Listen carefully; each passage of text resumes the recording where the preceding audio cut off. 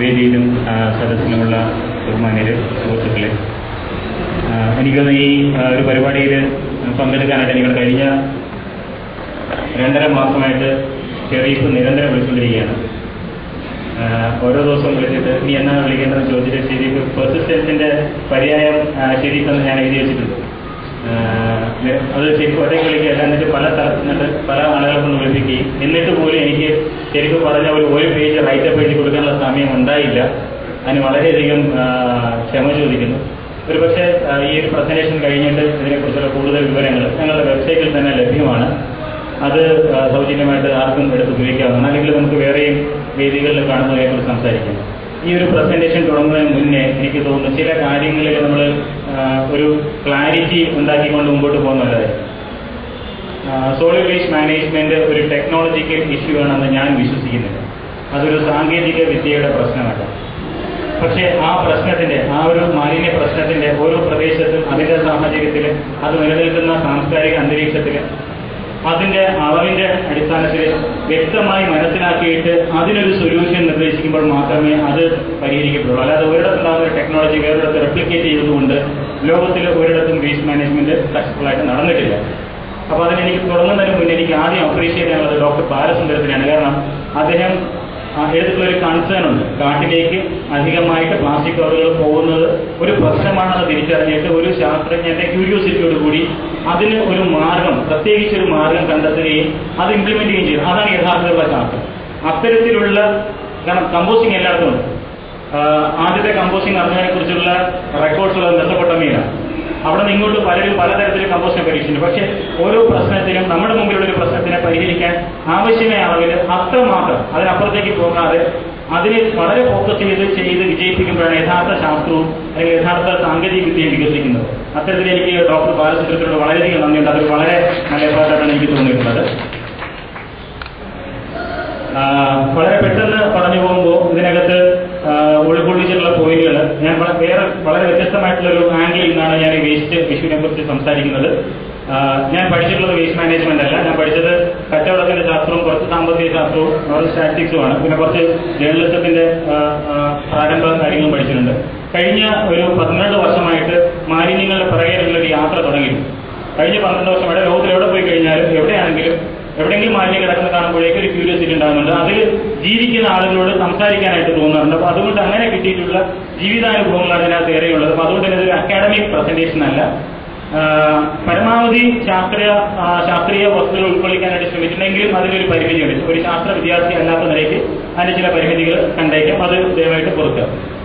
ഒന്ന്, ഇതിനകത്ത് വേസ്റ്റുമായി ബന്ധപ്പെട്ട് നമ്മുടെ ആറ്റിറ്റ്യൂഡ്, നമ്മുടെ സമീപനം എന്താണ്, നമ്മൾ നിലവിൽ ചെയ്യുന്ന കാര്യങ്ങൾ എന്താണ്, അതുമായി ബന്ധപ്പെട്ട റെസ്പോൺസിബിലിറ്റി, നമ്മുടെ ഉത്തരവാദിത്തങ്ങൾ, നിയമങ്ങൾ, നമ്മുടെ നയങ്ങൾ, നമുക്കുള്ള സ്ഥാപന സംവിധാനങ്ങൾ, ഇതിനുള്ള സാങ്കേതിക ഓപ്ഷൻസ് എന്തൊക്കെയാണുള്ളത്, ഇതിനകത്തുള്ള ഗ്യാപ്പ്, എന്തൊക്കെ തരത്തിലുള്ള തടസ്സങ്ങളാണ് നമ്മുടെ മുമ്പിലുള്ളത്, നമ്മൾ ഇനി എന്താണ് ചെയ്യേണ്ടതെന്നാണ് ഞാൻ നോക്കുന്നത്.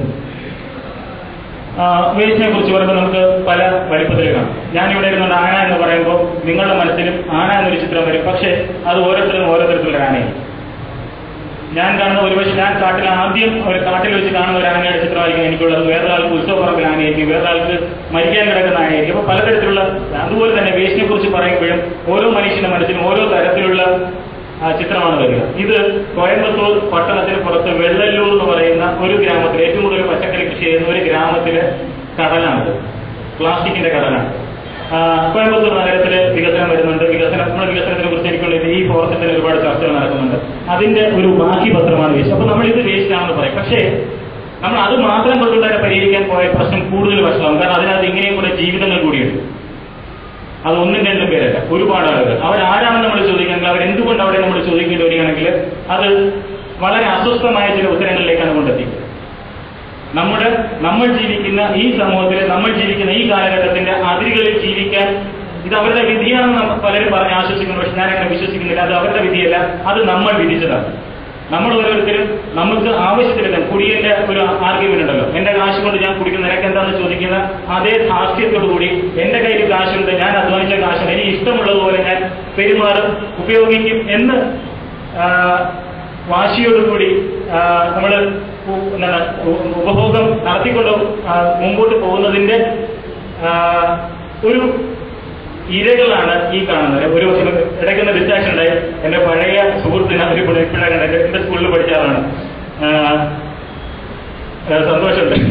അപ്പൊ അതില് ഇത് എല്ലാ മാലിന്യ കൂനകളിലും നമ്മൾ കാണുന്നത്, അതിനകത്ത് ഏറ്റവും കൂടുതൽ കാണുക സ്ത്രീകളും കുട്ടികളാണ്. ഒരു സമൂഹത്തിലെ ഏറ്റവും വൾനറബിൾ ആയിട്ടുള്ള സ്ത്രീകളും കുഞ്ഞുങ്ങളുമാണ് ഈ മാലിന്യ കൂമ്പാരത്തിനകത്ത് ജീവിക്കുന്നത്. നമ്മൾ ആരും ആഗ്രഹിക്കുന്നില്ല, അതിനകത്ത് പ്രവർത്തിക്കാൻ നമ്മളാരും ആഗ്രഹിക്കുന്നില്ല.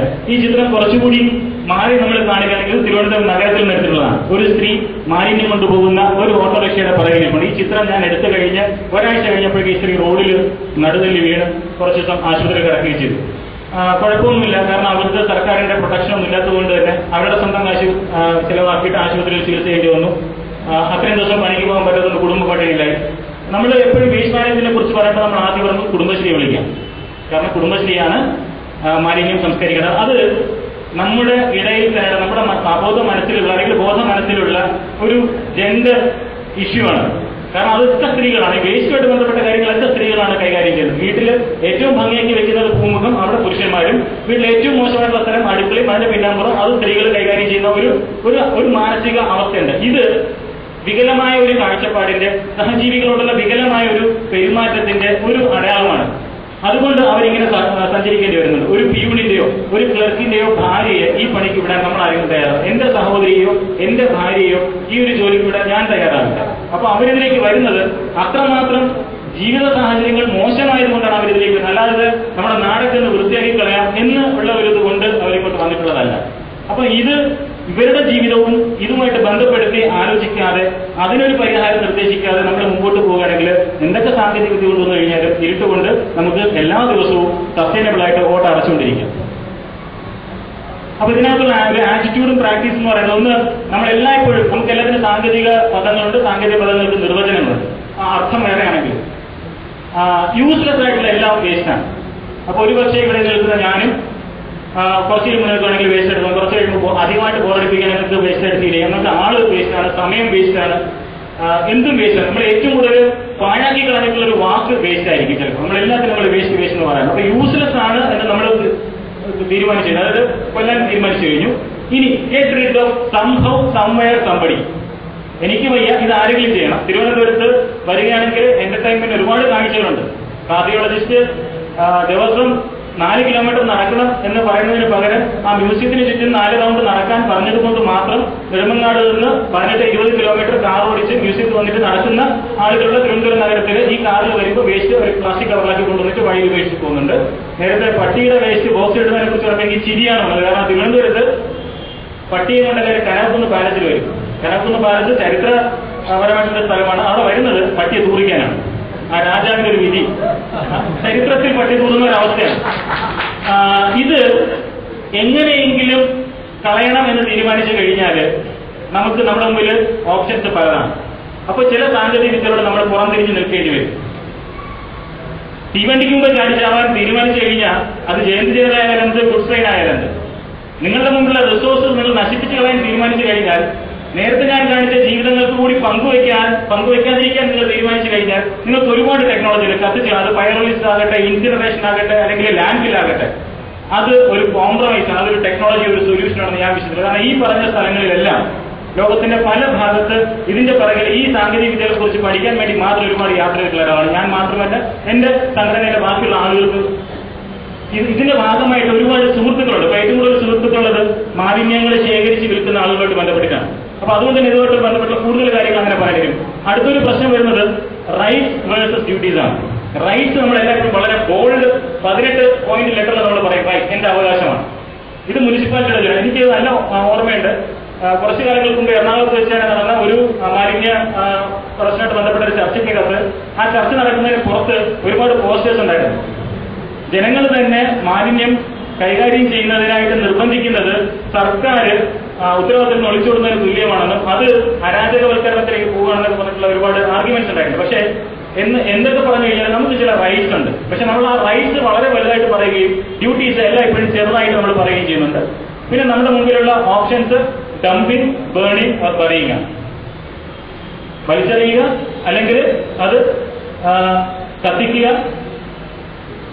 കുഴിച്ചിടുക. വേറെ ഓപ്ഷനും നമ്മുടെ മുമ്പിൽ നമ്മൾ കാണുന്നില്ല.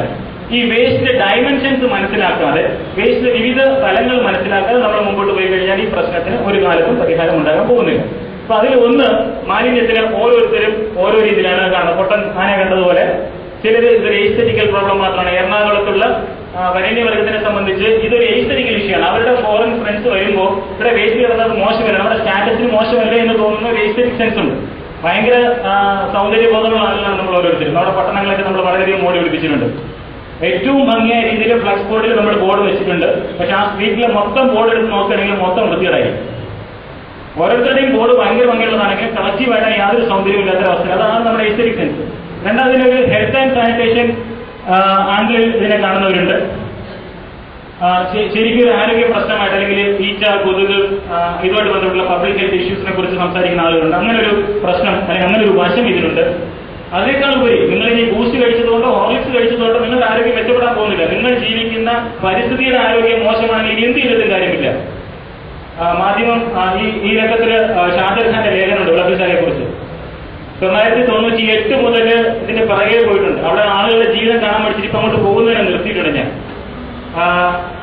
എൻവയോൺമെന്റൽ ഹെൽത്തിനെ കുറിച്ച്, നമ്മുടെ പോഷകാഹാരത്തിനെ കുറിച്ചും നമ്മൾ ക്ലാസ് എടുക്കുന്നുണ്ട്. മുലയൂട്ടലിനെ കുറിച്ച് നമ്മൾ പറയുന്നുണ്ട്. നല്ല രീതിയിൽ ജൈവ കൃഷി ചെയ്യുന്നതിനെ കുറിച്ച് നമ്മൾ പറയുന്നുണ്ട്. വിളപ്പിശാല ചെന്ന് കഴിഞ്ഞാൽ ഇതൊന്നും പറയാൻ നമുക്ക് തോന്നില്ല. അവിടെ മനുഷ്യൻ ജീവിക്കുന്നത് മനുഷ്യനായിട്ടല്ല, അവര് നരകവാസികളായിട്ടാണ് ജീവിക്കുന്നത്. ഞങ്ങൾ തിരുവനന്തപുരത്ത് നഗര ജീവികളായിട്ട് ജീവിക്കുന്നുണ്ട്, അവർ നരകവാസികളായിട്ട് ജീവിക്കുകയും. പക്ഷെ ഇതിനകത്ത് ഒരു കാവ്യനീതി ഉള്ളത്, കൊടുത്താൽ കൊല്ലത്തും കിട്ടുമെന്ന് പറഞ്ഞാൽ ഞങ്ങൾ രാവിലെ വേസ്റ്റ് വിളപ്പിശാലയിലേക്ക് അയക്കും. പൈപ്പ് തുറന്ന് കുടിക്കുന്നത് അവിടെ നിന്നുള്ള വെള്ളം തന്നെയാണ്. അപ്പോ സത്ത് ഇങ്ങ് പോയും കൊത്ത് അവിടെ ഉണ്ടാവും ഞങ്ങളുടെ ഭാഷ പറയും. ഇതിന്റെ ഒരു ഇക്കോണമി ഉണ്ട്. ഇതിന്റെ ഇക്കോണമി എന്ന് പറയുന്നത് നമ്മൾ ഓരോരുത്തരും റിസോഴ്സസ്, ഈ നാട്ടിലുള്ള വിഭവങ്ങൾ, പ്രകൃതി വിഭവങ്ങളാകട്ടെ എന്തുമാകട്ടെ, അതിനൊരു ലിമിറ്റ് ഉണ്ട്, അതിനൊരു പരിമിതിയുണ്ട്. ആ പരിമിതിക്ക് അപ്പുറത്ത് നമ്മൾ കാര്യങ്ങൾ ചെയ്യാൻ ശ്രമിക്കുമ്പോൾ ഇതുപോലെ ഒരുപാട് പേര് തെരുവിലേക്ക് എറിയപ്പെടുന്നുണ്ടാവും, ചവറുകുലകളിലേക്ക് എറിയപ്പെടുന്നുണ്ടാവും. അപ്പൊ അവരുടെ ജീവിതത്തിലേക്ക് ചവറ് വാരി എറിയുന്നത് ആരാണെന്ന് നമ്മൾ ഓരോ നിമിഷവും, നാളെ ഞാനും നിങ്ങളും ഒരു ബക്കറ്റ് വേസ്റ്റ് പുറത്തേക്കെടുത്ത് വെക്കുമ്പോൾ അല്ലെങ്കിൽ ഒരു പേപ്പർ ചുരുട്ടി എറിയുമ്പോൾ ആലോചിക്കുക, അതൊരു വേസ്റ്റ് ബിന്നിലേക്കല്ല പോകുന്നത്, അത് ഇതുപോലുള്ള ആളുകളുടെ നിത്യജീവിതത്തിലേക്കാണ് പോകുന്നത്.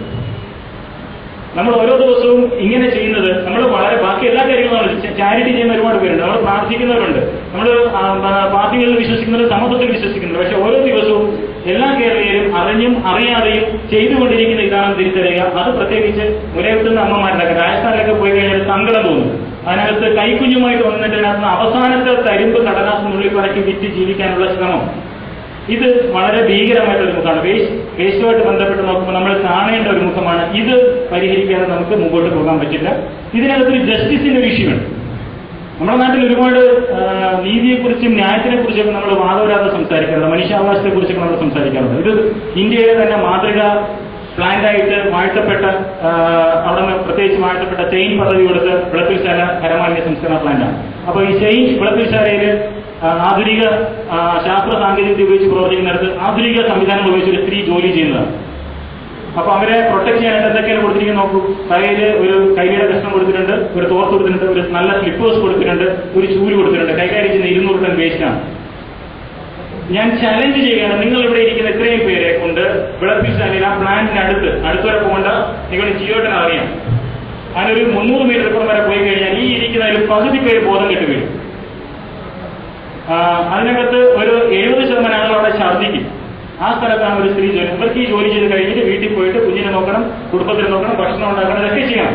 അവർ താമസിക്കാൻ എടുത്തവിടെയാണ്. ഇത് നമ്മൾ പറയും നമ്മൾ ജോലി കൊടുത്തു അല്ലെ, നമ്മൾ വെൽത്ത് ഫ്രം വേസ്റ്റ്, നമ്മൾ ഇത്രയും വേസ്റ്റ് നമ്മൾ വളമാക്കി ആക്കിയ വളം അവിടെ തന്നെ കിടപ്പുണ്ട്, ആരും കൊണ്ടുപോയിട്ടില്ല, ആർക്കും വേണ്ട. ഇപ്പൊ സൗജന്യമായിട്ട് തിരുവനന്തപുരം കോർപ്പറേഷൻ കൊടുക്കുന്നത്.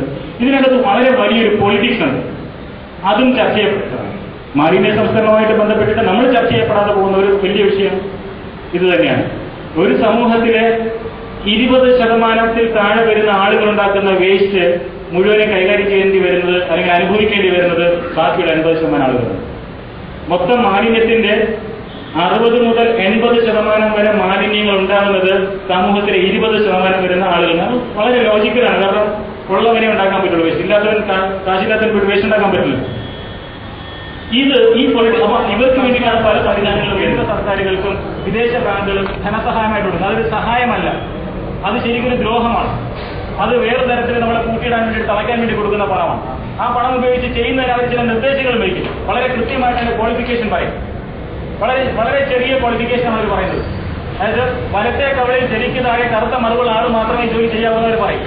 ആളുടെ പേര് പറയുന്നത് ജയചന്ദ്രൻ എന്ന് പറയുന്നത് ആളുടെ പേര് പറയാതെ അങ്ങനെയാണ് പറയുക. അപ്പൊ ആ പറയുന്ന കമ്പനിക്ക് മാത്രമേ ഇതിൽ ആ കോൺട്രാക്ട് കിട്ടുകയുള്ളൂ. അതുകൊണ്ട് ഒനിക്സും വിവന്റിയും നേരത്തെ ഹോട്ടൽ കാണിച്ച വേസ്റ്റ് മാനേജ്മെന്റ്, ലോകത്തിലെ ഏറ്റവും വലിയ waste management WM waste management, അല്ലെങ്കിൽ പിക്കിറ്റെക് സൗത്ത് ആഫ്രിക്കയിൽ പിക്കിറ്റെക്, ഇതുപോലുള്ള വേൾഡ് ബാങ്കിനോട് ഒട്ടി നിൽക്കുന്ന സ്ഥാപനങ്ങൾക്ക് ഇവിടെ കോൺട്രാക്ട് കിട്ടും.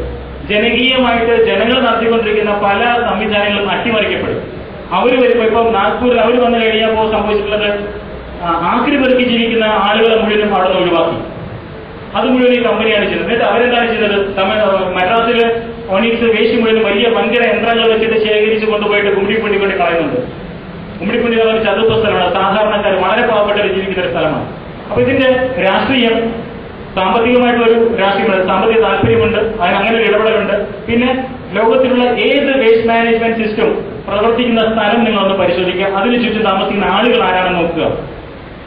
അതൊരിക്കലും ഒരു സമൂഹത്തിൽ വളരെ അപൂർവം സ്ഥലങ്ങളിൽ ഒഴിച്ച് ഒരു സമൂഹങ്ങളിലും സാധാരണക്കാരെങ്കിലും പാവപ്പെട്ടവർ താമസിക്കുന്ന സ്ഥലത്ത് മാത്രമേ ഇതുണ്ടാകും. അത് അമേരിക്കയിലാണെങ്കിൽ അങ്ങനെ. കാരണം അമേരിക്കയിൽ നമ്മുടെ സ്റ്റഡിയിൽ ഗെറ്റോസിനടുത്താണ് ഏറ്റവും കൂടുതൽ മതന്യൂനപക്ഷങ്ങളും നീഗ്രോകളും താമസിക്കുന്ന സ്ഥലത്തിന് ചുറ്റുമാണ് വേസ്റ്റ് മാനേജ്മെന്റ് അല്ലെങ്കിൽ വേസ്റ്റ് ട്രാൻസ്ഫർ സെന്ററുകൾ ഒരുപാടുണ്ട്.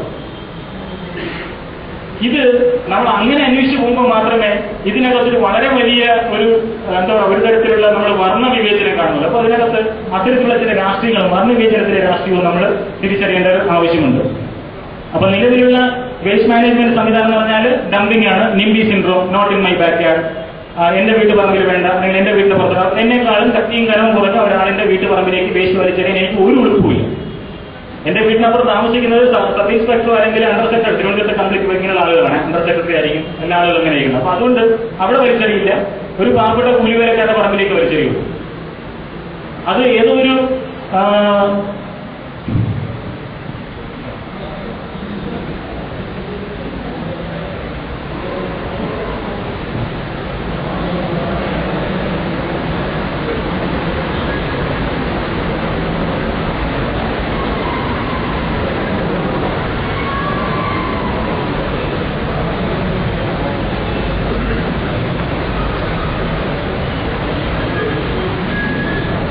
എന്റെ വീട്ടുപറമ്പിൽ വേണ്ട, എന്റെ വാർഡിൽ വേണ്ട, എന്റെ സിറ്റിയിൽ വേണ്ട, അതുകൊണ്ട് മറ്റ് സ്ഥലത്തേക്ക് പോവുകയാണ്. അപ്പൊ ഇത് മാലിന്യങ്ങൾ ശരിക്കും എന്താണ് സംഭവിക്കുന്നത് വെച്ചാൽ ഒരു സ്ഥലത്ത് നിന്ന് മറ്റൊരു സ്ഥലത്തേക്ക് അത് സഞ്ചരിക്കുന്നു മാത്രമേ, ഇടത്തേക്കാലിൽ വന്ന് വലത്തേക്കാലിലേക്ക് മാറുന്നു മാത്രമേ. അതിനകത്ത് വേറെ ഡിസ്പോസലൊന്നും നടക്കുന്നില്ല, യഥാർത്ഥത്തിൽ നടക്കുന്നില്ല.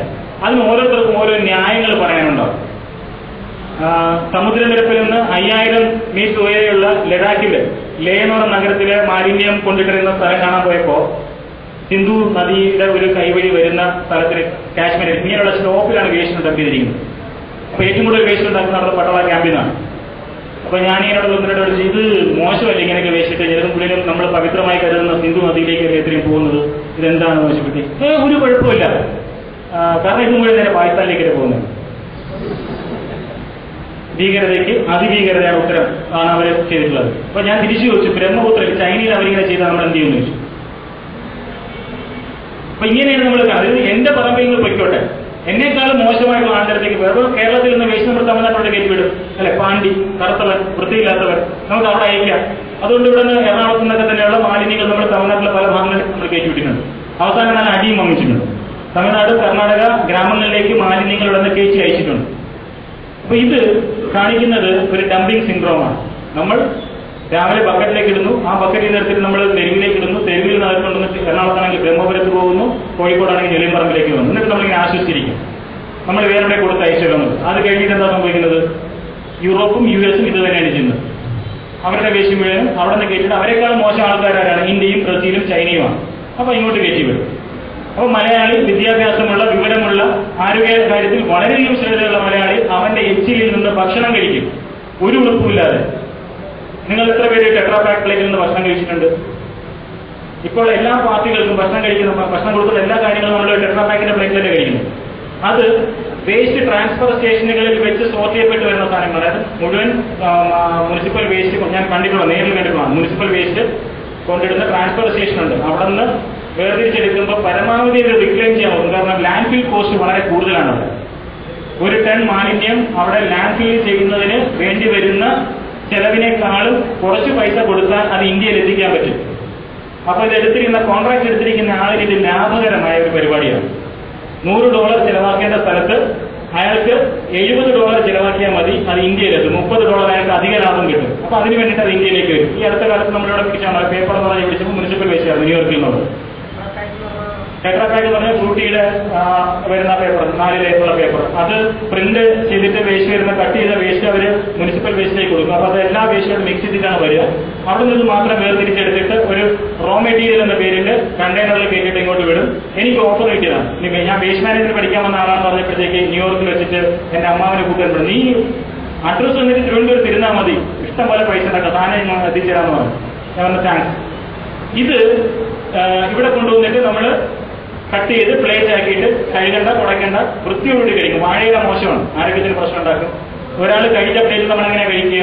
അയാളിന് ബ്രാഹ്മണനാണോ ക്ഷത്രിയനാണോ ശൂദ്രനാണോ എന്ന് അറിഞ്ഞൂടല്ലോ. അപ്പൊ അതുകൊണ്ട് നമുക്ക് വല്ലവന്റെ എച്ചിന് സായിപ്പിന്റെ എച്ചിന് ഒരു കുഴപ്പമില്ല, ഒരു കുറച്ചിലില്ല, നമുക്ക് കഴിക്കുന്നതിന് അന്തസ്സായിട്ട് കഴിക്കാം. ഇത് പോരാഞ്ഞിട്ട് അവിടെ നിന്ന് പ്ലാസ്റ്റിക് മുഴുവൻ കയറ്റിവിടുന്ന ചൈനയിലേക്കാണ്. അവൻ അവിടെ നിന്ന് റീസൈക്കിൾ ചെയ്തിട്ട് ഏറ്റവും മോശം പ്രോഡക്റ്റുകൾ വരും. 35 രൂപ, ഏതെടുത്താലും 35 രൂപ നമ്മൾ വാങ്ങിച്ച് വീട് നിറച്ചു വെച്ചിട്ടുണ്ട്. പണ്ട് ചിത്രന്റെ മിത്രനെ കഥ പഠിക്കുന്ന 2 കൊണ്ട് റൂമിനകത്ത് സാധനങ്ങൾ നിറയ്ക്കുന്നതിനെ കുറിച്ച് നമ്മൾ ഇന്ന് അതാണ് ചെയ്തുകൊണ്ടിരിക്കുന്നത്. അപ്പൊ ഇതൊക്കെ ചെയ്യുന്ന ഒരു ഡംപിംഗ് പ്രോസസ്സ്, ഇതിൽ വലിയ ഒരു ഫ്ലോ നടക്കുന്നുണ്ട്, മെറ്റീരിയലിന്റെ ഫ്ലോ നടക്കുന്നുണ്ട്. ഇതിന്റെ ഒരറ്റത്ത് നിന്നുകൊണ്ട് ഒരു കൺസ്യൂമറിസ്റ്റ് സംസ്ഥാനമായ കേരളത്തിന്റെ ഒരറ്റത്ത് നിന്നുകൊണ്ട് നമ്മൾ ഇതെങ്ങനെ കൈകാര്യം ചെയ്യുന്നതിനെ കുറിച്ചാണ് നമ്മൾ വേവലാതി കൊണ്ടുകൊണ്ടിരിക്കുന്നത്. അടുത്ത പ്രശ്നം വരുന്നത് ബേണിംഗ് ആണ്. നമ്മളെല്ലാവരും സോഷ്യലിസം നടപ്പിലാക്കിയിട്ടുള്ള ഒരേ ഒരു സ്ഥലമാണ് ബേണിംഗ്, അതായത് വാരി കൂട്ടി കത്തിക്കുക. അത് റോഡ് സൈഡിലാകട്ടെ, ആശുപത്രിയിൽ നടയിലാകട്ടെ, എവിടെയാകട്ടെ നമ്മൾ വാരി കൂട്ടിയിട്ട് കത്തിക്കുമ്പോഴേക്കും ഉണ്ടാകുന്ന ടോക്സിക്സ് മുഴുവനും എല്ലാവർക്കും ഈക്വലായിട്ട് കിട്ടും. അവിടെ മാത്രമാണ് നമ്മുടെ സോഷ്യലിസ്റ്റ് നടപ്പിലാക്കിയിട്ടുള്ളത്. എനിക്ക് നേരത്തെ ലളിതാമ്മ മേഡം പറഞ്ഞതിലേക്ക് ചില കാര്യങ്ങളോട് വിയോജിക്കേണ്ടി വരും. ഡയോക്സിൻസ് കാർസിനോജൻ മാത്രമല്ല, നമ്മൾ ഇന്ന് മനുഷ്യൻ മനസ്സിലാക്കിയിട്ടുള്ള രാസവിഷങ്ങളില് പോപ്സ് കെമിക്കൽസ് ഉണ്ട്, പെർസിസ്റ്റന്റ് ഓർഗാനിക് പൊല്യൂട്ടൻസ്. അതിൽ 12 കെമിക്കൽസിനെ ലിസ്റ്റ് ചെയ്തിട്ടുണ്ട്. ആ 12 കെമിക്കൽസിനെ ഇന്ന് ഭൂമിയിൽ നിർമൂലനം ചെയ്യാനായിട്ടാണ് സ്റ്റോക്ക്ഹോം കൺവെൻഷൻ നടത്തിയിട്ടുള്ളത്. ആ സ്റ്റോക്ക്ഹോം കൺവെൻഷനിൽ അതിന്റെ ചർച്ചയുടെ തുടർച്ചയായിട്ടാണ് അതിന്റെ അനക്ഷർ എയിൽ എൻഡോസൾഫാനെയും POP കെമിക്കലായിട്ട് ഇപ്പം ശുപാർശ ചെയ്തിട്ടുണ്ട്. അവിടെയാണ് നമ്മുടെ ബഹുമാനപ്പെട്ട കൃഷിമന്ത്രി ഇതിന് ഒരു കുഴപ്പമില്ല, ഇത് ടോണിക്കാണ്, ടോക്സിക് അല്ല എന്ന് പറഞ്ഞ് നല്ല ഗുഡ് ജന്തുക്കൾ നിർത്തിയിട്ടുണ്ട്. അപ്പൊ അവിടെ ആ POP കെമിക്കൽ ഉണ്ടാക്കുന്ന ഒരു ക്യാൻസർ എന്ന് പറഞ്ഞാൽ അത് കൊണ്ടുവരുന്ന ഒരു സ്പെക്ട്രം ഓഫ് ഡിസീസിൽ ഏറ്റവും ലഘുവായിട്ടുള്ള രോഗം ക്യാൻസർ ആയിരിക്കും. കാരണം ജനിതക വൈകല്യമാണ് ഏറ്റവും കൂടുതൽ ഉണ്ടാക്കുന്നത്. ആ ഡയോക്സിൻ ഉണ്ടാകുന്നത് PVC കത്തിച്ചാൽ മാത്രമേ ഡയോക്സിൻ ഉണ്ടാകുന്ന ഒരു വാദമുണ്ട്. പക്ഷെ PVC തന്നെ മാത്രം ആകണമെന്നില്ല. പോളിയെത്തീൻ കത്തിച്ചു കഴിഞ്ഞാൽ കാർബൺ ഡയോക്സൈഡും വെള്ളവും മാത്രമേ ഉണ്ടാവുള്ളൂ എന്നുള്ളത് പൊല്യൂഷൻ കൺട്രോൾ കൂടെ പ്രചരിപ്പിക്കുന്നുണ്ട്. നിർഭാഗ്യവശാൽ മാഡം അത് പേറ്റ് പറഞ്ഞിട്ടുണ്ട്. എത്ര നിയന്ത്രിതമായ ലബോറട്ടറി സാഹചര്യങ്ങളിൽ പോലും പോളി എത്തിലീൻ നിങ്ങൾ കത്തിക്കുകയാണെങ്കിൽ കാർബൺ ഡയോക്സൈഡ് വെള്ളം ഉണ്ടാകും. അതിനോടൊപ്പം പോളി അരോമാറ്റിക് ഹൈഡ്രോ കാർബൺസ് ഉണ്ടാകും, pH ഉണ്ടാകും എന്നുള്ള പഠനങ്ങളുണ്ട്. അതിന്റെ റിപ്പോർട്ട് ആവശ്യം പോലെ ലഭ്യമാണ്.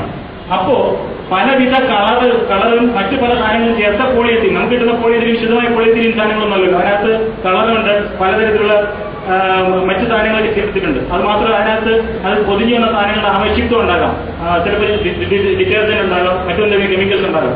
ഇത് കത്തിക്കുമ്പോഴേക്ക് കാർബൺ ഡയോക്സൈഡ് വെള്ളവും മാത്രം ഉണ്ടാകുമെന്ന് പറഞ്ഞു കഴിഞ്ഞാൽ വളരെ വലിയൊരു ഓപ്പർച്യൂണിറ്റിയാണ്. പ്ലാസ്റ്റിക് നിങ്ങൾ വാരിയിട്ട് കത്തിച്ചിട്ട് നിങ്ങൾ സോഡ ഉണ്ടാക്കൂ അല്ലെ? കാർബൺ ഡയോക്സൈഡ് വെള്ളം മാത്രമല്ലേ കിട്ടണ്ടേ നമുക്ക്?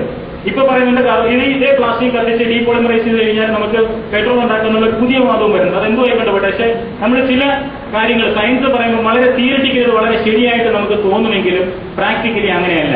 ഇൻസിനറേഷൻ ഒരു ഓപ്ഷനേ അല്ല. കാരണം നമ്മുടെ നാട്ടില് മര്യാദയ്ക്ക് പ്രവർത്തിപ്പിക്കുന്ന ഒരു സാധനം പ്രവർത്തിപ്പിക്കാനുള്ള ആളുകളാണ്. ഒരു കക്കൂസ്, പൊതു കക്കൂസ് പ്രവർത്തിപ്പിക്കാൻ അറിഞ്ഞുകൂടാത്ത ഒരു നാട്ടില് നമ്മൾ ഇത്രയും സങ്കീർണമായിട്ടുള്ള ഒരു സാങ്കേതിക വിദ്യയുടെ വേസ്റ്റ് മാനേജ് ചെയ്യാനായിട്ട് കൊടുത്ത സ്ഥിതി ആലോചിക്കുക. ഏറ്റവും വിദ്യാഭ്യാസമുള്ള ഹൈലി ട്രെയിൻഡ് ആയിട്ടുള്ള ഡോക്ടർമാർ പ്രവർത്തിക്കുന്ന ആശുപത്രികളിലെ ഇൻസിനറേറ്റർ ഞാൻ നേരിട്ട് കണ്ടിട്ടുണ്ട്. അവിടെ നടക്കുന്നത് കണ്ടു കഴിഞ്ഞാൽ പിന്നെ നമ്മൾ സാധാരണ മുനിസിപ്പാലിറ്റിയിലെ തൂപ്പുകാരൻ ഓപ്പറേറ്റർ ഇൻസിനറേറ്ററെ കുറിച്ച് പറയാതിരിക്കുന്നതായിരിക്കും ഭേദം. അവനേക്കാളും ഭേദമായിട്ട് ചെയ്യുന്നുണ്ടായിരുന്നു. അതിനകത്ത് എന്തൊക്കെ കത്തിക്കാൻ പാടില്ല അതൊക്കെ കത്തിക്കുന്നുണ്ട്. ഹോസ്പിറ്റൽ വേസ്റ്റിന് ഇൻസിനറേഷൻ ഉള്ള ഒരുപാട് മാർഗങ്ങളുണ്ട്. ആയിക്കോട്ടെ 5% താഴെ വരുന്ന ഇൻഫെക്ഷ്യസ് വേസ്റ്റ് നമുക്ക് മറ്റു മാർഗങ്ങളോട് അതിനകത്തുള്ള അണുക്കളെ നശിപ്പിക്കാൻ പറ്റും. അത് കഴിഞ്ഞിട്ട് അതിന് ഓപ്ഷൻസ് ഉണ്ട്. കൂടുതൽ താല്പര്യമുള്ള ഹെൽത്ത് കെയർ വിത്തൗട്ട് ഹാം എന്നുള്ളൊരു വെബ്സൈറ്റ് ഉണ്ട്. അതിനകത്ത് പോയി കഴിഞ്ഞാൽ ഒരുപാട് ഇൻഫർമേഷൻ ലഭിക്കും. അപ്പോൾ ബേണിംഗ് നമ്മുടെ മുമ്പിൽ നമ്മൾ ചെയ്തുകൊണ്ടിരിക്കുന്നത് തെറ്റായിട്ടുള്ള ഒരു കാര്യമാണ്. അത് കുറച്ചു കൊണ്ടുവരാം. നമ്മൾ കത്തിച്ച് കളയുന്നത് റിസോഴ്സാണ്. അപ്പോൾ നമ്മുടെ വിഭവങ്ങളിലുള്ള ഊർജ്ജമാണ് നമ്മൾ നശിപ്പിച്ച് കളയുന്നത്. പിന്നെ ഉള്ളത് ലാൻഡ് ഫില്ലാണ്. ലാൻഡ് ഫില്ല് വളരെ നല്ലൊരു കാര്യമാണ്. കാരണം ജനിച്ച കുഞ്ഞിന് വേണ്ടി ജനിച്ച ഉടനെ അവൻ എഞ്ചിനീയറിംഗ് സീറ്റ് നമ്മൾ കാശ് കൊടുത്തിട്ടുണ്ട്. അവൻ ഏത് സ്കൂളിൽ പഠിക്കണം, ഏത് സ്ഥലത്ത് കമ്പനിയിൽ ജോലി ചെയ്യണമെന്നൊക്കെ നമ്മൾ തീരുമാനിച്ച് പ്ലാൻ ചെയ്ത് വെച്ചിട്ടുണ്ട്. ICICI പ്രൊഡൻഷ്യലോ അല്ലെങ്കിൽ എന്താണെന്ന് വെച്ചാൽ കാര്യങ്ങൾ നമ്മൾ ചെയ്ത് വെച്ചിട്ട് അവൻ ജീവിക്കാൻ പോകുന്ന ആ ലോകത്തിന് വേണ്ടിയിട്ടുള്ള ഒരു ടൈം ബോംബ് കൂടെയാണ് നമ്മൾ ഈ ലാൻഡ് ഫില്ലിലൂടെ കൊടുക്കുന്നത്. അമേരിക്കയിലുള്ള ലാൻഡ് ഫിൽസിനെ കുറിച്ച് പറഞ്ഞു. അമേരിക്കയിലുള്ള ലാൻഡ് ഫിൽസിനെ കുറിച്ച് തന്നെ US EPA പഠനം പുറത്തു വന്നിട്ടുണ്ട്. അതിനകത്ത് കൃത്യമായിട്ട് പറഞ്ഞിട്ടുണ്ട്, eventually every landfill will break. അത് പലയിടത്തും പൊട്ടിത്തെറിയായിട്ടാണ് വന്നിട്ടുള്ളത്. ചില സ്ഥലങ്ങളിൽ അതല്ലാതെ പ്രശ്നങ്ങൾ ഉണ്ടായിട്ടുണ്ട്, ഇലീഷ്യസ് ഉണ്ടായിട്ടുണ്ട്. ബഹിരാകാശത്ത് നിന്ന് ഭൂമിയിലേക്ക് നോക്കുമ്പോൾ ചൈനയിലെ വൻമതിലും പിന്നെ കാണാൻ പറ്റുന്നത് മനുഷ്യനുണ്ടാക്കിയ വേസ്റ്റാണ്. സ്റ്റേറ്റൻ ഐലൻഡ്, ന്യൂയോർക്കിലെ സ്റ്റേറ്റൻ ഐലൻഡ് ലോകത്തിലെ ഏറ്റവും വലിയ ലാൻഡ് ഫില്ലാണ്. അപ്പോൾ അതൊരു ഓപ്ഷനായിട്ട് നമുക്ക് ഒരു പ്രോഗ്രസീവ് ആയിട്ടുള്ള ഒരു സമൂഹം എന്ന നിലയിൽ നമുക്ക് മുമ്പോട്ടേക്ക് വരാം. മറ്റുള്ളവർ ചെയ്ത തെറ്റ് ചെയ്ത് നോക്കിയിട്ട് നമുക്ക് തിരിച്ചു വരാൻ നമുക്ക് സമയം ഉണ്ടായെന്ന് വരില്ല. ഇത്രയധികം ജനസംഖ്യയുള്ള, ഇത്രയധികം മനുഷ്യരുള്ള ഒരു സ്ഥലത്ത്, ഇത്രമാത്രം റിസോഴ്സ് കുറവുള്ള സ്ഥലത്ത് നമുക്ക് അങ്ങനെ ഒരു ഓപ്ഷൻ ഉണ്ടായിരിക്കണമെന്നില്ല. ഈ 3 സാങ്കേതികതകൾ കടന്നിട്ട് നമ്മൾ പോകുമ്പോൾ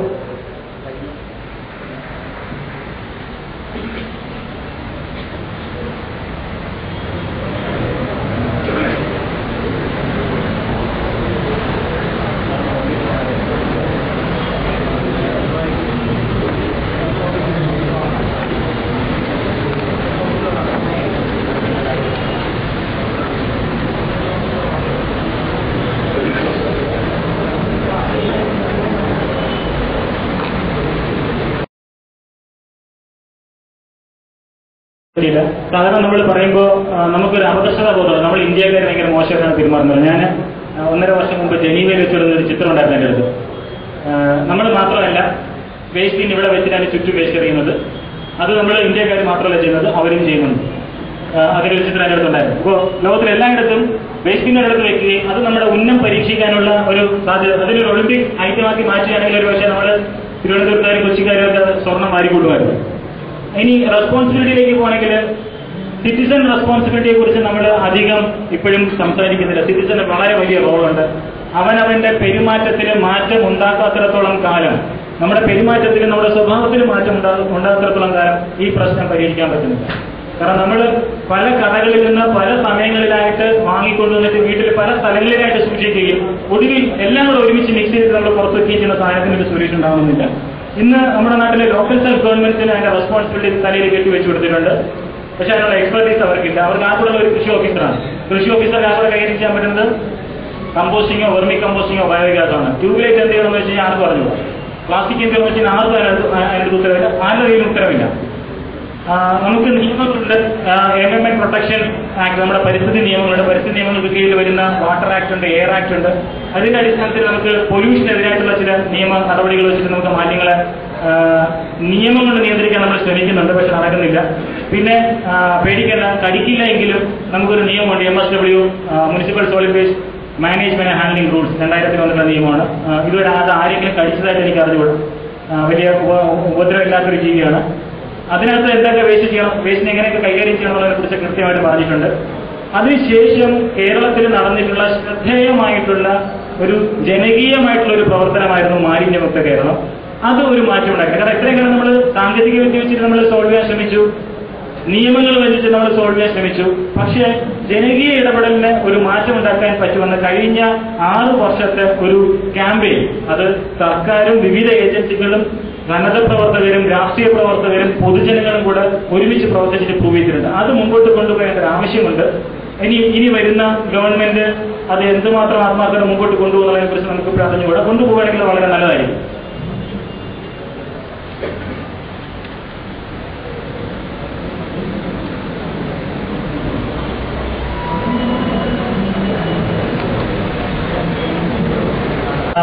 പറഞ്ഞിട്ട് സമയത്തിനൊരു ബുദ്ധിമുട്ടുണ്ട്. നമ്മൾ ഈ പാഴാക്കുന്നതിന്റെ ഒരു ചെറിയ ഉദാഹരണം മാത്രം പറയാം. ഈ അടുത്ത് ഞങ്ങൾ കേരളത്തിൽ മുഴുവനായിട്ടൊരു സർവേ നടത്തിയിരുന്നു ഈ ഖരമാലിന്യം ഉണ്ടാകുന്നതിന്, പ്രത്യേകിച്ച് നോൺ ബയോഡിഗ്രേഡബിൾ ഡിസ്കാർഡ്. ഒരു കുടുംബം ഒരു വർഷം ശരാശരി 560 ക്യാരി ബാഗുകൾ നമ്മൾ പുറത്തേക്ക് വലിച്ചു ഒരു ഒറ്റ പ്രാവശ്യം ഉപയോഗിച്ചിട്ട് വലിച്ചെടുക്കുന്ന സാധനം ഒരു വർഷം. കേരളത്തിൽ 60-65 ലക്ഷം കുടുംബങ്ങളുണ്ട്. കുടിച്ചു നോക്കുക, കണക്ക് അറിയുന്നവർ. അതിന്റെ 65 ലക്ഷത്തിലേക്ക് നമ്മൾ കൺവേർട്ട് ചെയ്ത് കഴിഞ്ഞാൽ, ഇതും മറ്റ് കവറുകളെല്ലാം കൂടെ കൺവേർട്ട് ചെയ്ത് കഴിഞ്ഞാൽ അത് എണ്ണി പറയാൻ പറ്റാത്ത വളരെ വലിയൊരു സംഖ്യയായി പോകും. പക്ഷേ ഇപ്പൊ നമ്മൾ സംസാരിക്കുന്നത് ക്യാരി ബാഗുകൾ അടക്കം അതിൽ നിന്ന് പെട്രോൾ തിരിച്ചെടുക്കുന്നതിനെ കുറിച്ച് പറയുന്നത്. അതിനകത്ത് 100% പെട്രോൾ അല്ലെങ്കിൽ അസംസ്കൃത എണ്ണ ഉണ്ടെന്നാണ് പറയുന്നത്. അങ്ങനെയാണെങ്കിൽ അത് ഇന്നത്തെ വിലയ്ക്ക് നമ്മൾ നോക്കുകയാണെങ്കിൽ ഏതാണ്ട് 184 കോടി രൂപയ്ക്കുള്ള ഫ്യൂവലാണ് നമ്മൾ ഓടയിലേക്ക് വലിച്ചെറിയുന്നത്. എന്നിട്ട് നമ്മൾ സംസ്കാര സമ്പന്നരാണെന്നും ബുദ്ധിയുള്ളവരാണെന്നും നമ്മൾ മാത്രമേ പറയുന്നുള്ളൂ, വേറെ ആരും പറയുന്നില്ല. അപ്പൊ ഇതിനകത്തുള്ള ഗ്യാപ്സ് ഞാൻ പെട്ടെന്ന് പറഞ്ഞു പോവുകയാണ്. ഒന്ന്, ഇൻസ്റ്റിറ്റ്യൂഷണൽ മെക്കാനിസത്തിനകത്ത് നമ്മുടെ സ്ഥാപന സംവിധാനങ്ങൾക്കകത്ത് നമ്മൾ പുതിയ സ്റ്റേക്ക് ഹോൾഡേഴ്സിനെ കൊണ്ടുവരുന്നുണ്ട്. കുടുംബശ്രീക്കാരെ കൊണ്ടുവരുന്നുണ്ട്, ചുമ്മാ നടക്കുന്നതിനൊക്കെ വിളിച്ച് വേസ്റ്റ് കൈകാര്യം ചെയ്യാൻ നമ്മൾ കൊണ്ടുവരുന്നുണ്ട്. ഇതിനകത്ത് കാലാകാലങ്ങളായിട്ട് ജീവിച്ചു വരുന്ന ഒരുപാട് ആളുകളുണ്ട്. സ്ക്രാപ്പ് ഡീലേഴ്സ് ഉണ്ട്, വേസ്റ്റ് പിക്കേഴ്സ് ഉണ്ട്. ഇന്ത്യയുടെ പല ഭാഗത്തായിട്ട് അവരെ സംഘടിപ്പിക്കുന്നുണ്ട്. നമുക്കും അവരെ സംഘടിപ്പിച്ച് അവർക്ക് കുറച്ചുകൂടി മെച്ചപ്പെട്ട ഒരു ജീവിത സാഹചര്യവും തൊഴിൽ അന്തരീക്ഷവും ഉണ്ടാക്കി കൊടുത്തിട്ട് കുറച്ചുകൂടി നമ്മളിപ്പോൾ ചെയ്യുന്ന പോലെ വേസ്റ്റ് വാരി ഇട്ടിട്ട് അവരെടുത്തുകൊണ്ട് പോകുന്നതിന് പകരം അവർക്ക് ഇത് സ്വതന്ത്രമായിട്ട് കൈകാര്യം ചെയ്യുന്നതിനും അന്തസ്സായിട്ട് ജീവിക്കുന്ന ഒരു തൊഴിലവസരമാക്കി മാറ്റിക്കൊടുക്കുന്ന സ്ഥാപന സംവിധാനങ്ങൾ നമ്മൾ ഉണ്ടാക്കേണ്ടി വരും. നമ്മുടെ നാട്ടിൽ പഴയ സാധനങ്ങൾ മറിച്ചു വിൽക്കുന്ന അത്തരത്തിലുള്ള കച്ചവട സ്ഥാപനങ്ങൾക്ക് കൂടുതൽ സൗകര്യങ്ങൾ ചെയ്തു, അതിനുവേണ്ടി അടിസ്ഥാന സൗകര്യങ്ങൾ ചെയ്തുകയും അവരെ പ്രോത്സാഹിപ്പിക്കുകയും വേണം. ടെക്നോളജിക്കൽ ഓപ്ഷനകത്ത് നമ്മൾ സെൻട്രലൈസേഷൻ എന്നുള്ളത് നമ്മുടെ പരാജയമാണ് നമ്മൾ തെളിഞ്ഞിട്ടുണ്ട്. ഡീസെൻട്രലൈസ്ഡ് ഫെസിലിറ്റീസിലേക്ക് വീടുകളിൽ തന്നെ വാർഡുകളിൽ തന്നെ അവിടെ തന്നെ ചെയ്യാൻ പറ്റുന്ന മുമ്പിലുള്ള ഓപ്ഷൻസ് ബയോഡിഗ്രേഡബിൾ ഡിസ്കാർഡിനുള്ള കമ്പോസ്റ്റിംഗ്, വെർമി കമ്പോസ്റ്റിംഗ്, ബയോഗ്യാസ് അത് പലതരത്തിൽ ചെയ്യാൻ പറ്റും. വളരെ സങ്കീർണമായിട്ട് നിങ്ങൾക്ക് ചെയ്യാൻ പറ്റും. കാശുണ്ടെങ്കിൽ കൂടുതൽ കാശ് മുടക്കി സങ്കീർണമാക്കി ചെയ്യാൻ പറ്റും. ഒന്നുമില്ലെങ്കിൽ വെറുതെ പോയിട്ട് 2 മൺകലം വാങ്ങി വെച്ചിട്ട് വീട്ടിൽ തന്നെ കമ്പോസ്റ്റ് ചെയ്യാൻ പറ്റും. അത് കൂടുതൽ താല്പര്യമുള്ളവർക്ക് ഞങ്ങളുടെ വെബ്സൈറ്റിനകത്ത് വീഡിയോസിനകത്ത് എന്റെ വീട്ടിൽ ഞാൻ 2 വർഷം ചെയ്തുകൊണ്ടിരുന്നത്. ഇപ്പോൾ പുതിയ വീട്ടിലോട്ട് വരപ്പോൾ അവിടെ കൊണ്ട് ചെയ്യുന്ന മൺകലത്തിൽ അതെങ്ങനെ ചെയ്യാനുള്ളതിനെ കുറിച്ചുള്ള വീഡിയോ ഉണ്ട്, നിങ്ങൾക്ക് കണ്ട് അതുപോലെ ചെയ്യാം. ഇതിനകത്തുള്ള പൊളിറ്റിക്സ്, ഫ്ലഡിംഗ് ഓഫ് ഫണ്ടിങ് ഇതിനകത്തുണ്ട്. സ്കാവേജിംഗ് സർവീസ് ഒരുപാട് വരുന്നുണ്ട്. ഇപ്പൊ സർവീസ് പ്രൊവൈഡേഴ്സ് ആയിട്ട് ഒരുപാട് പേര് രംഗപ്രവേശം ചെയ്യുന്നുണ്ട്, അവർ ഒഴിവാക്കണം. സ്വകാര്യവൽക്കരണം ഇതിന് ഒരു മറുമരുന്നല്ല, അത് തിരിച്ചറിയുക. ഇത് പൊതു ഉടമസ്ഥതയിൽ ജനങ്ങളുടെ പ്രാതിനിധ്യത്തോടുകൂടി ജനങ്ങളുടെ ഉടമസ്ഥാവകാശം. കാരണം നിങ്ങളുടെ നാട്ടിൽ നടക്കുന്ന വേസ്റ്റ് മാനേജ്മെന്റിന്റെ ഒരു പദ്ധതിക്കകത്ത് തന്നെ ആസൂത്രണം മുതൽ അത് നടത്തിപ്പ് വരെ നിങ്ങൾ ഓരോരുത്തരുടെയും പങ്കാളിത്തം അതിനകത്തുണ്ടാണ്. നമ്മുടെ കൂടെ ഓരോരുത്തരുടെയും പങ്കാളിത്തം ഉറപ്പാക്കാതെ അത് ചുമടെടുക്കുന്നവന്റെ കൂടി അഭിപ്രായം അത് കൊണ്ടുവരണം. അതില്ലാതെ കുറച്ചു പേര് മാത്രം വരുന്നൊരു പ്ലാൻ ചെയ്ത് നടപ്പിലാക്കിയത് മുമ്പോട്ട് പോവില്ല. ആ പങ്കാളിത്തം ഇല്ലാതെ നമുക്കിത് മുമ്പോട്ട് കൊണ്ടുപോകാൻ പറ്റില്ല, അതിനൊരു സൊല്യൂഷൻ ഉണ്ടാവില്ല. നമ്മൾ ഇത്രയും കാലം പറഞ്ഞുകൊണ്ടിരുന്ന റിസോഴ്സസ് 3R ആണ്, റെഡ്യൂസ്, റീയൂസ്, റീസൈക്കിൾ. അതൊക്കെ ഇനി മാറ്റി വെക്കുക. നമുക്കിനി അതിനുള്ള സമയമില്ല. നമ്മുടെ മുമ്പിലുള്ളത് എത്തിക്കൽ, എഫിഷ്യന്റ്, ഇക്കണോമിക് റിസോഴ്സസ് ആണ്. നമ്മൾ ഒരു സാധനം എടുത്ത് ഉപയോഗിക്കുന്നതിന് മുന്നേ അത് എത്തിക്കലാണ്. ഇത് ഒരു ഗ്ലാസ് വെള്ളം എടുത്ത് കുടിക്കുന്നതിന് അടുത്തിരിക്കുന്ന ആളെ വേണമെന്ന് ചോദിക്കാനുള്ള ഒരു ധാർമ്മിക മര്യാദ, ആ ധാർമ്മിക മര്യാദ ഇല്ലാത്തടത്തോളം കാലം വേസ്റ്റ് മാനേജ്മെന്റ് നടക്കില്ല. നമ്മൾ എത്തിക്കൽ, നമ്മുടെ റിസോഴ്സ് യൂസിനകത്ത് നമ്മൾ എത്തിക്കലായിരുന്നു. നമ്മൾ ഉപയോഗിക്കുന്നത് മറ്റുള്ളവർക്ക് കൂടി അവകാശപ്പെട്ടതാണെന്നുള്ള ഒരു ബോധത്തിൽ വളർത്തുന്നതുകൊണ്ട് നമ്മൾ വിഭവങ്ങളെ കാര്യക്ഷമമായിട്ട് കൈകാര്യം ചെയ്യുകയാണെങ്കിൽ, കാര്യക്ഷമത വർദ്ധിപ്പിക്കുകയാണെങ്കിൽ, അത് സമൂഹത്തിന് സാമ്പത്തിക ലാഭം ഉണ്ടാകുന്ന തരത്തിലേക്ക് നമ്മൾ മാറ്റിയെടുക്കുകയാണെങ്കിൽ നമുക്ക് മാലിന്യങ്ങൾ കുറഞ്ഞു വരും. വേസ്റ്റ് മാനേജ്മെന്റിന് ഒരു വഴി നമ്മുടെ മുമ്പിലില്ല. അതേസമയം റിസോഴ്സ് മാനേജ്മെന്റിന് ഒരുപാട് വഴികളുണ്ട്.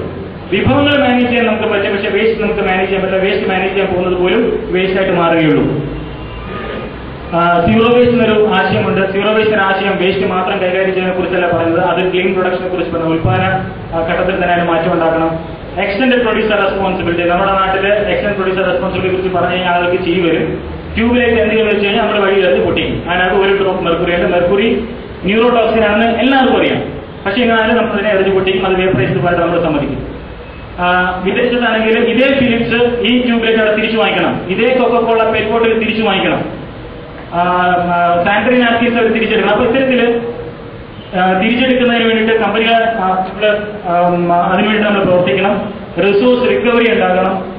വിഭവങ്ങൾ വീണ്ടെടുക്കുന്ന സംവിധാനങ്ങൾ ഉണ്ടാകണം. ആളുകളുടെ പാർട്ടിസിപ്പേഷൻ ഉണ്ടാകണം. ആളുകൾ തമ്മിലുള്ള ബന്ധം കൂടുതലായിട്ട് ഉണ്ടാക്കിയിട്ടുണ്ടാകും.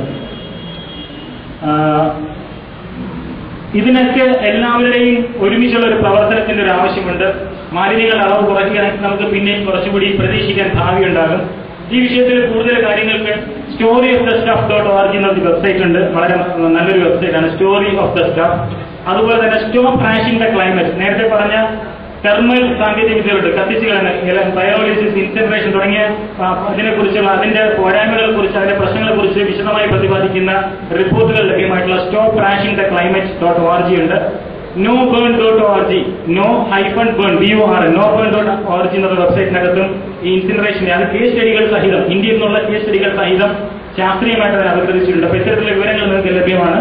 ഇതുപോലെ ടെക്നോളജി വെന്റ് ചെയ്യാനായിട്ട് ആളുകൾ വരുന്ന സമയത്ത് നിങ്ങൾക്ക് തീർച്ചയായിട്ടും ഇതൊക്കെ എടുത്ത് വായിച്ചു നോക്കാം. ഇതൊന്നും കിട്ടിയില്ല, ആ സമയത്ത് കിട്ടിയില്ലെങ്കിൽ തീർച്ചയായിട്ടും ഏത് സമയത്ത് ഇത് നടപ്പാതിരിക്കും നിങ്ങൾക്ക് ഞങ്ങളെ വിളിച്ച് ചോദിക്കാം. ഇതിനുവേണ്ട ഇൻഫർമേഷൻ എവിടെയുണ്ടെന്ന് പറഞ്ഞുതരാൻ പറ്റും. ഞങ്ങളെ ബന്ധപ്പെടാൻ tunnel.co.in എന്നുള്ള വെബ്സൈറ്റ് ഉണ്ട്. ആ വെബ്സൈറ്റിനകത്ത് ഒരുപാട് വിവരങ്ങൾ നമ്മൾ പൊതുജനങ്ങളുടെ ആവശ്യത്തിന് നമ്മൾ ഇട്ടിട്ടുണ്ട്. നിങ്ങൾക്ക് ഏത് സമയത്തും എടുത്ത് ഉപയോഗിക്കാം. കോപ്പിറൈറ്റ് ഇല്ല. tunnel.co.in ഇതാണ് വെബ്സൈറ്റ്. ഇമെയിൽ അയക്കുകയാണെങ്കിൽ zerowaste@tunnel.co.in എന്നുള്ള ഇമെയിൽ അയക്കാം. ഞാനിവിടെ തന്നെയുണ്ട്. അല്ലെങ്കിൽ വേറെ എന്തെങ്കിലും സംശയങ്ങളുണ്ടെങ്കിൽ എനിക്ക് ചോദിക്കണം. അടുത്ത ആളിന്റെ സമയം ഞാൻ അതിക്രമിച്ച് എടുത്തിട്ടുണ്ട്, ക്ഷമിക്കുക.